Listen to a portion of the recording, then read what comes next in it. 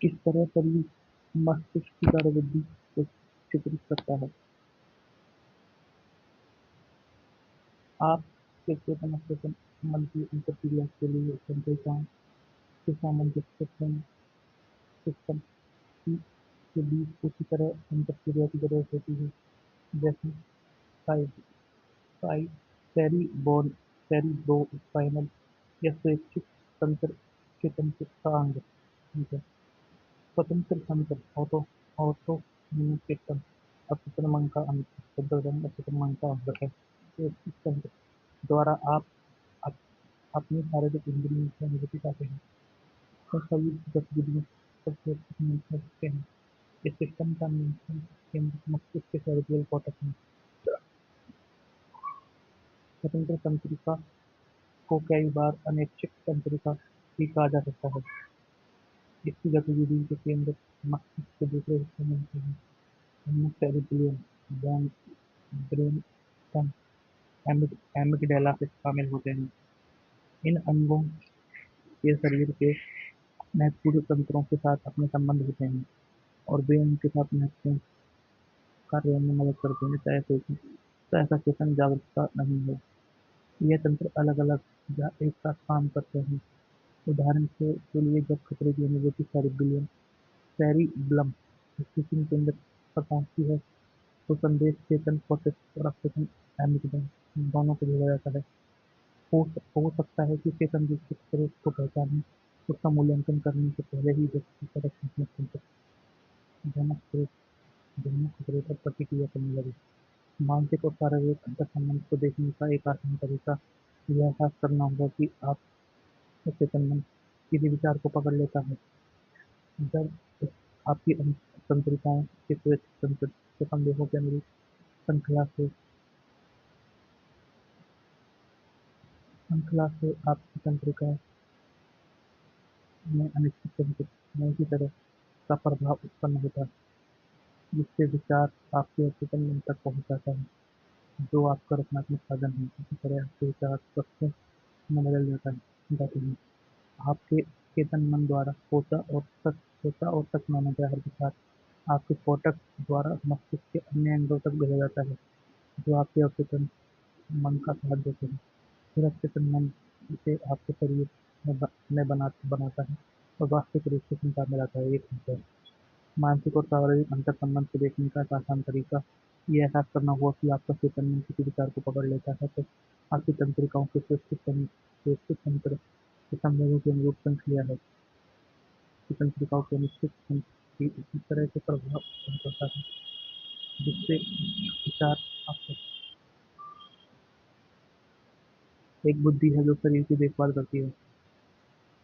जब आप कोशिकाओं के अंगों की संरचना का अध्ययन करते हैं,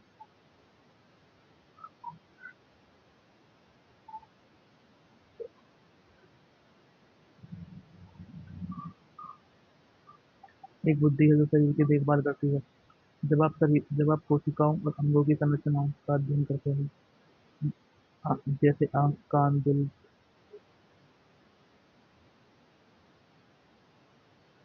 जब आप कोशिकाओं और अंगों की संरचना का अध्ययन करते हैं, जैसे आंख, कान, दिल, लीवर, ब्लड आदि, तो आप पाते हैं कि उनमें कोशिकाओं का समूह स्वैच्छिक बुद्धि का निर्माण करता है। आप अब कोशिकाओं का समूह इसकी उनमें कोशिकाओं का समूह से सामूहिक बुद्धि का निर्माण करता है ताकि सामंजस्य काम हो सके। वे आदेश लेने और मास्टरमाइंड के सुझावों का पालन करने में सक्षम होते हैं। इस कोशिकीय जीव के अध्ययन से पता चलता है कि आपके जटिल शरीर में क्या चलता रहता है। हालांकि यह कोशिकीय जीव में कोई अंग नहीं होता, लेकिन इसके बावजूद भी यह दृष्टि, पाचन, पोषण, उत्सर्जन के मूलभूत कार्य करके मस्तिष्क की क्रिया और प्रतिक्रिया को प्रमाण देते हैं। कई लोग कहते हैं कि एक बुद्धि आपके शरीर की देखभाल करती है, बशर्ते आप इसे काम करने दें। यह एक तरह से सच है। मुश्किल है कि चेतन मन हमेशा बाहरी अनुभूति और इंद्रियगत प्रमाण के कारण इनमें हस्तक्षेप करता है। इससे झूठे विश्वास, डर और राय बलवान हो जाते हैं। जब आपके अवचेतन मन में मनोवैज्ञानिक जब आपके अवचेतन मन में कंडीशनिंग द्वारा सारे झूठे डर, झूठे विश्वास और नकारात्मक ढांचे दर्ज होते हैं, तो अवचेतन मन के पास इधे दिए जा रहे ब्लूप्रिंट पर काम करने के अलावा कोई रास्ता नहीं होता। अवचेतन मन निरंतर सामान्य हित में काम करता है। आपका कल्पनावादी मन निरंतर सामान्य हित में काम करता है और सभी चीज़ों के पीछे सामंजस्य में निहित सिद्धांत को प्रदर्शित करता है। आपके अवचेतन मन की अपनी खुद की इच्छा है और यह अपने आप में बहुत वास्तविक है, चाहे आप चाहे यह दिन रात काम करता है।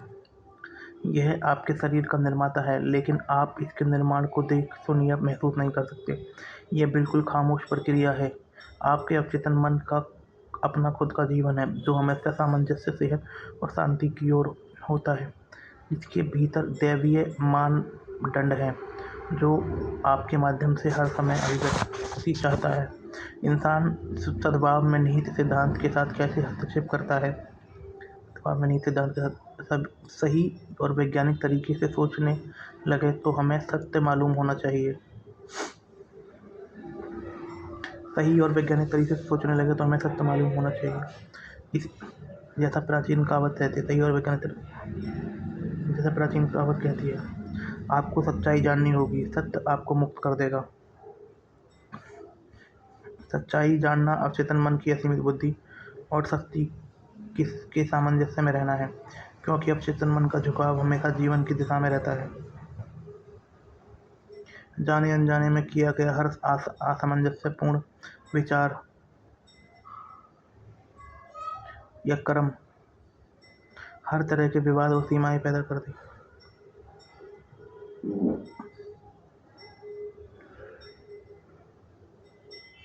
जाने अनजाने में किया गया हर असामंजस्यपूर्ण विचार या कर्म हर तरह के विवाद और सीमाएं पैदा कर देगा। वैज्ञानिक बताते हैं कि हर 11 महीने में आपका शरीर नया बन जाता है। इसका मतलब है कि शारीरिक दृष्टि से आप सिर्फ 11 महीने बूढ़े हैं। अगर आप डर, क्रोध, ईर्ष्या, दुर्भावना के विचारों से अपना जीवन में दोबारा दोष आने देते हैं, तो इसमें आपके सिवा कोई और दोषी नहीं है।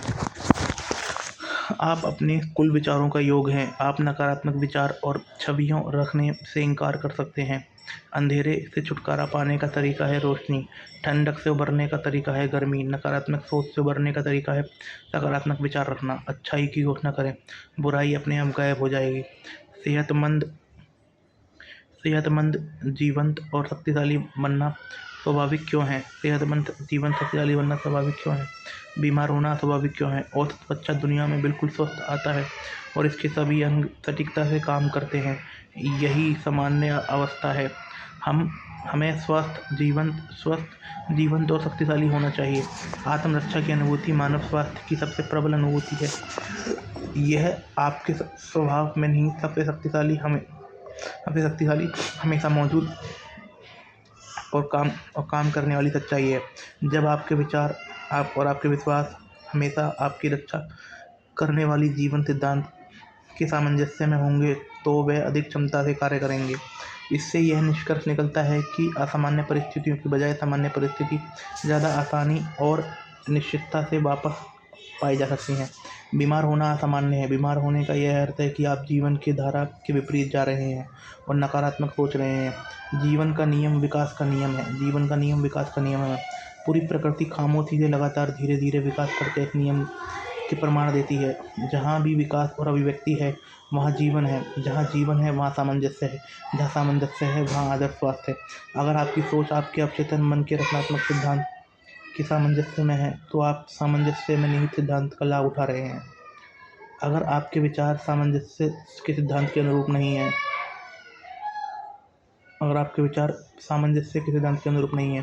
तो ये आपसे चिपक जाएंगे और आपको सताते रहेंगे, आपको चिंतित करेंगे और अंत में बीमारी उत्पन्न कर देंगे। अगर इसके बाद भी इन विचारों को नहीं छोड़ा गया, तो शायद मृत्यु भी उत्पन्न कर देंगे। बीमारी के उपचार में आपको पूरे तंत्र में अवचेतन की महत्वपूर्ण शक्तियों का प्रभाव और फैलाव बढ़ाना होगा। डर, चिंता, तनाव, ईर्ष्या, नफरत और अन्य हर विनाशक विचार को हटाकर ऐसा किया जा सकता है। ये विचार आपकी तंत्रिकाओं और ग्रंथियों को कमजोर तथा नष्ट कर देते हैं, बॉडी टिश्यू को भी, जो सारे अवशिष्ट पदार्थों के उत्सर्जन को नियंत्रित करता है और शरीर को साफ करता है। रीढ़ की टीबी कैसे ठीक हुई? पॉट्स डिसीज या रीढ़ की टीबी। पॉट्स डिसीज, जो रीढ़ की टीबी बच्चों की भयंकर बीमारी होती है।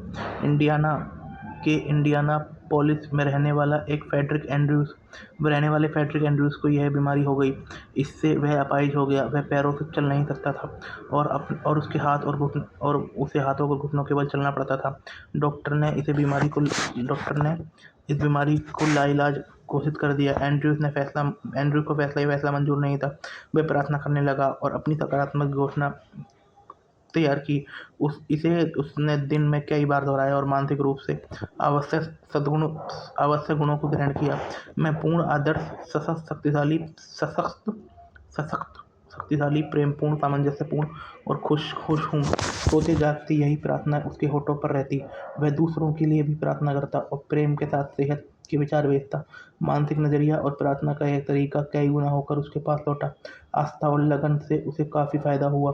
मन में डर, क्रोध, ईर्ष्या या जलन के विचार आने पर वह तत्काल सकारात्मक घोषणा करने लगता। उसके अवचेतन मन ने उसकी आदतन सोच की प्रकृति के अनुरूप प्रतिक्रिया की।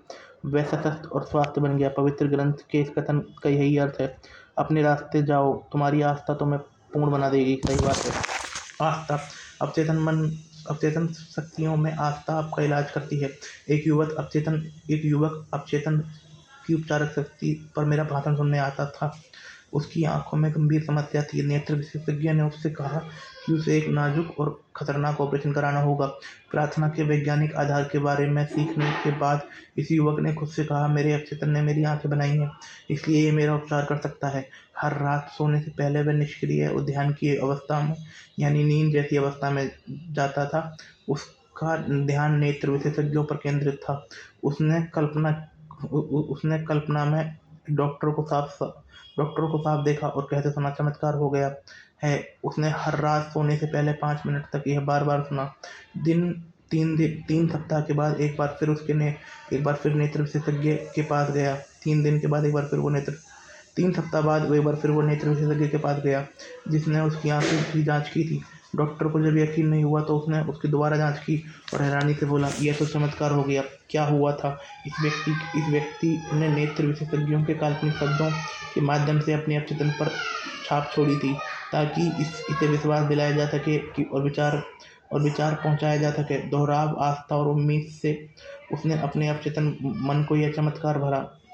उसके अवचेतन मन ने उसकी आंख ठीक कर दी। अवचेतन मन ने आंख की सामान्य स्वास्थ्य अवस्था का आदर्श ब्लूप्रिंट था अवचेतन मन में। जब यह आंख को स्वस्थ करने का विचार से भर गया तो तत्काल आंखें का उपचार करने लगा। उदाहरण इस बात का प्रमाण है कि अवचेतन मन की उपचारक शक्ति में आस्था आपका इलाज कर सकती है। समीक्षा के बिंदु, आपका अवचेतन मन आपके शरीर का निर्माता है और हर दिन 24 घंटे काम करता है। आप नकारात्मक सोच द्वारा इसके जीवनदायी ब्लूप्रिंट में हस्तक्षेप करते हैं। सोने से पहले अपने अवचेतन मन को किसी समस्या का जवाब खोजने का काम सौंपें और यह उससे कर देगा।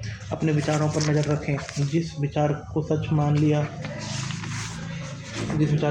जाता है, उसे आपका चेतन कोर्टेक्स या अवचेतन मस्तिष्क तंत्र तक भेज देता है और फिर यह वास्तविक बनकर आपकी दुनिया में प्रकट हो जाता है। जान लें कि आप अपने अवचेतन को नया ब्लूप्रिंट देकर खुद को दोबारा बना सकते हैं। आपके अवचेतन का झुकाव हमेशा जीवन की तरफ होता है।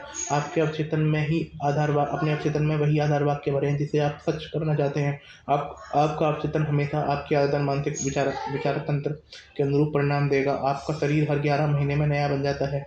अपने विचार बदलकर अपने शरीर को बदलें। स्वस्थ होना सामान्य है, बीमार होना सामान्य है। यही सामंजस्य का निहित सिद्धांत है। ईर्ष्या, डर, चिंता और तनाव आपकी तंत्रिकाओं और ग्रंथियों को कमजोर या नष्ट कर देते हैं, जिससे सभी तरह की मानसिक और शारीरिक बीमारियां उत्पन्न होती हैं। आप चेतन रूप से जिसमें विश्वास करेंगे और जिसे सच मानोगे, वह आपको मस्तिष्क, शरीर और परिस्थितियों में प्रकट हो जाएगा। अच्छाई की घोषणा करें और जीवन में खुशी पाएं।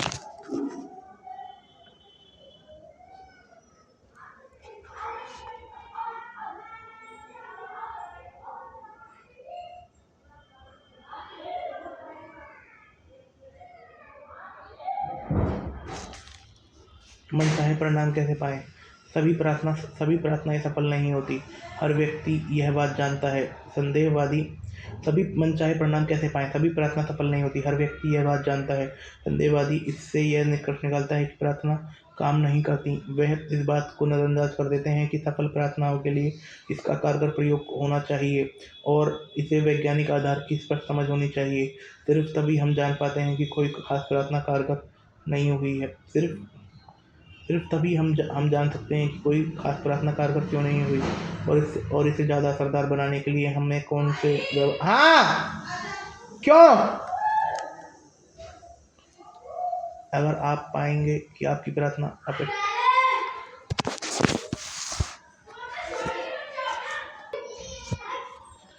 आप पाएं कि आपकी प्रार्थना के अपेक्षित परिणाम नहीं मिल रहे तो आप क्या करें? आपको इसे असफलता के प्रमुख कारणों की समझ लेना चाहिए। यह है विश्वास की कमी और ज़्यादा कोशिश गलत है। कई लोग अपने अवचेतन मन की कार्यविधि को पूरी तरह नहीं समझ पाने के कारण अपनी प्रार्थनाओं को खुद असफल कर लेते हैं।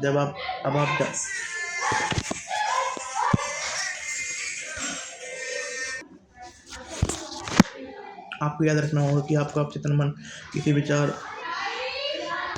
दीदी क्या हुआ?